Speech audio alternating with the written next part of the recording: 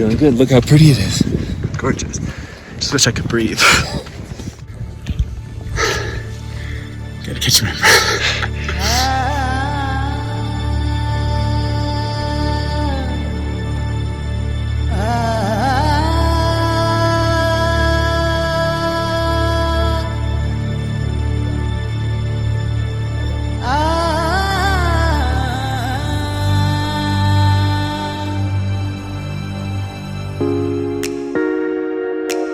You could spend 4 or 5 days on the Inca Trail, which a lot of people like to hike.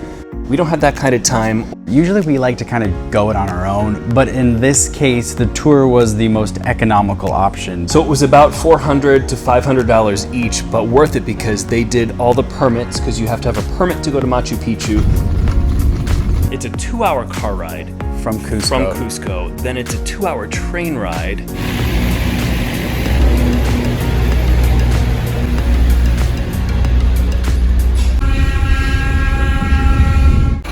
We've been on some pretty scary roads. That was one of the scariest. That was like, not a 2-lane road. That was like a 1-lane road. That was a 1-lane road because he would slam on the brakes and let the other bus go past. All the switchbacks.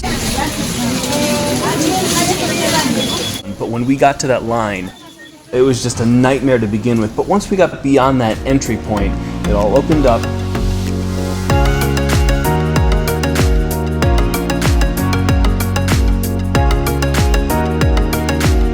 Built in the 1400s, they built temples, homes, storage area for all the grain and the vegetables grown on the terraces in the area.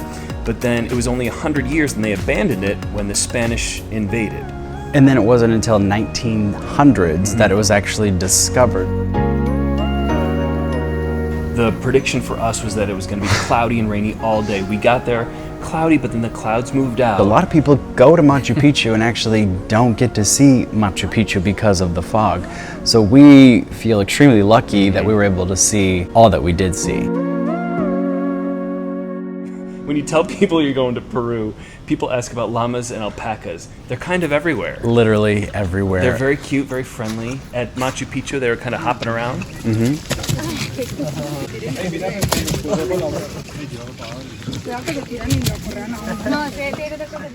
If you are into hiking, I would definitely say try and do the Picchu tour.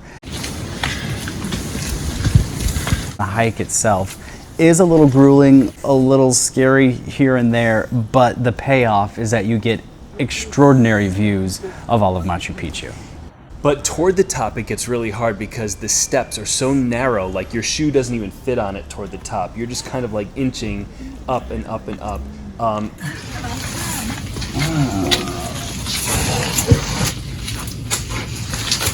my God. Get low. I don't really fit. Oh my God. Watch out. Keep low. Stay low. Stay low. Okay.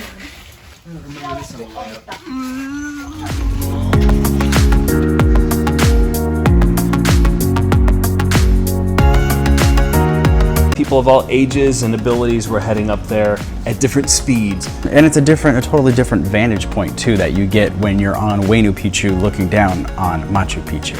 We hated the bus ride up to Machu Picchu. Yeah.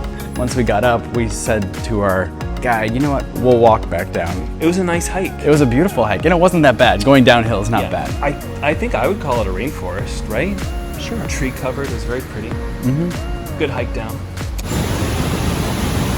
And then you get to Aguas Caliente, which there's this huge rushing river through town. It's cute. There's a lot of restaurants, different hotels, different Airbnb options too. Yeah, it was really nice. I would have stayed there as well. Let's talk about Cusco. Cusco's a nice city.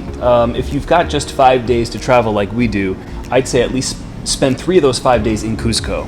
Yeah, it's gorgeous. Cute little cobblestone streets, nice architecture, a lot of history right in one place. A lot of restaurants, a lot of hotel options, a lot of things to see and do too. A lot of bars.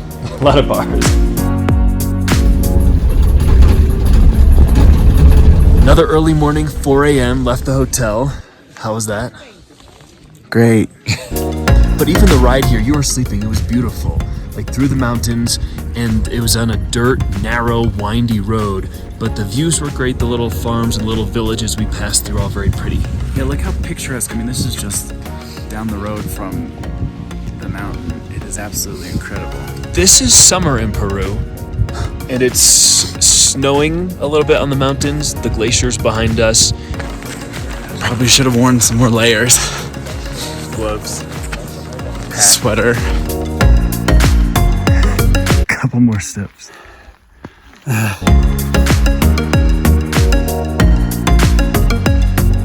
So this is the famous Rainbow Mountain, which is all over brochures, Instagram, social media, and it's kind of an example of when Instagram isn't really true to life, right? Yeah, unless you're colorblind, which I am, so it could be beautiful. It works for you. It works for me. They show it looking like this. That's the ticket. Looks like the surface of the sun or a volcano or something. It's beautiful, and it's striped, and it is a rainbow of sorts, but it's just more muted. It's what you'd expect, I guess, from nature, right? This one was a lot tougher than I thought it was going to be. It's the altitude. So if you're not acclimated or used to being in those type of altitudes, you'll definitely feel it. I think we did better today since we've been here for 2 days than the other people in our group who just got in last night. So I think there really is something to acclimating to the elevation difference. Our tour itself was $40, and then it was $10 to get in to hike up there. You could pay about another $25 to hire one of the horses. But they have these women running these horses up, and as soon as they drop their passenger off, they're running all the way back down to get another one. It's pretty incredible to see. I think if you're in any kind of shape, you're able to walk up there after some breaks, right?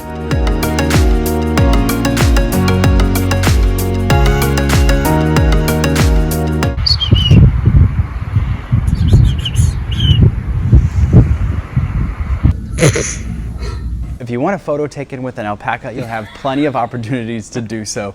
There are people pretty much on every street corner in Cusco with cute little baby alpacas. Let's talk about taxis versus Ubers. When you get out at the airport, it's a little bit chaotic, in Lima especially, and there's all kinds of taxi options. We would say take Uber. Yeah, definitely.